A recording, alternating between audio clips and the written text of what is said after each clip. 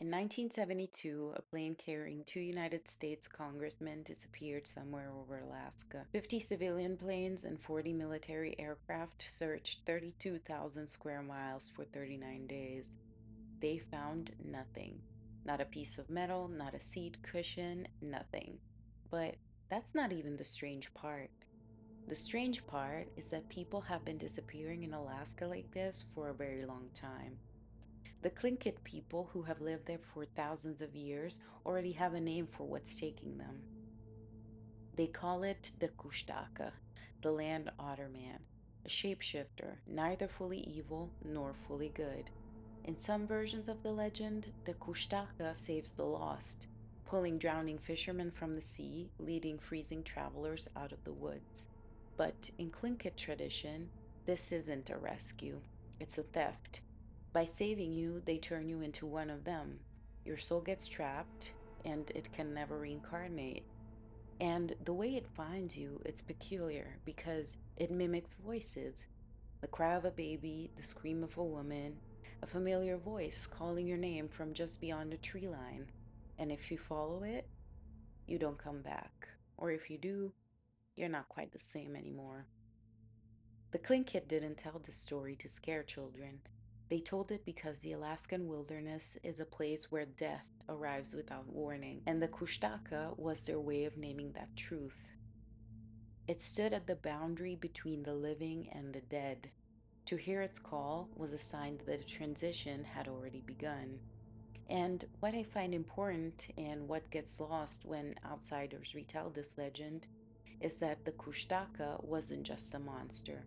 It was a mirror, a reminder that nature doesn't owe you anything, that the forest has its own rules, and that respect isn't optional.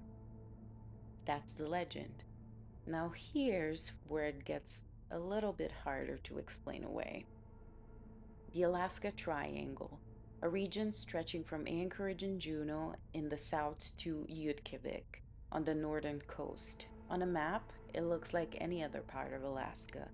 Vast, remote, brutal. But since 1970, over 20,000 missing persons reports have been filed in this region. Most are eventually found, but Alaska's rate of unsolved disappearances is the highest in the country, consistently double the national average. That plane I mentioned before, that was U.S. House Majority Leader Hale Boggs and Alaska Congressman Nick Begich. October 16th, 1972. The plane didn't have an emergency locator transmitter.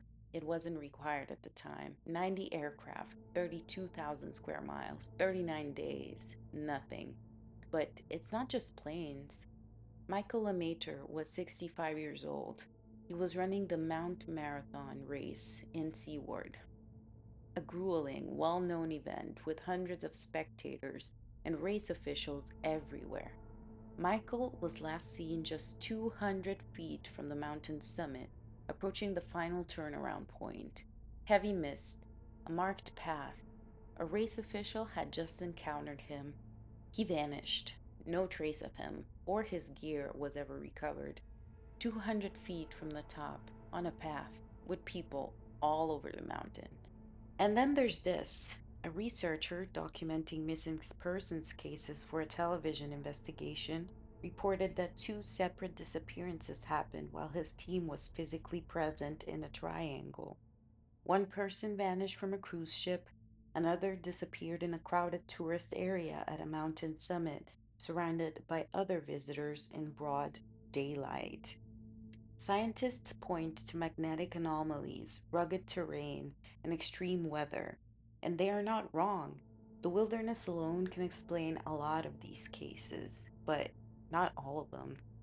Not Michael Lemater, not someone who disappeared right next to a marked trail with witnesses nearby. The Tlingit already had a word for this, a name for the thing that lives at the edge of the known world and pulls people across. Maybe the Alaska Triangle isn't a mystery that science hasn't solved yet. Maybe it's a mystery that the Tlingit solved a long time ago and we just stopped listening. I'm not saying the Kóoshdaa is real. I'm saying that when a culture that has lived in a place for thousands of years tell you there is something in those trees that takes people, you don't dismiss it. You pay attention. Alaska doesn't hide its danger. It's just doesn't always warn you before it acts. And if I mispronounced anything, the Tlingit name, the creature name, I apologize. I genuinely tried. Dark States, Episode 2, Alaska. The series continues. Arizona, you're up next.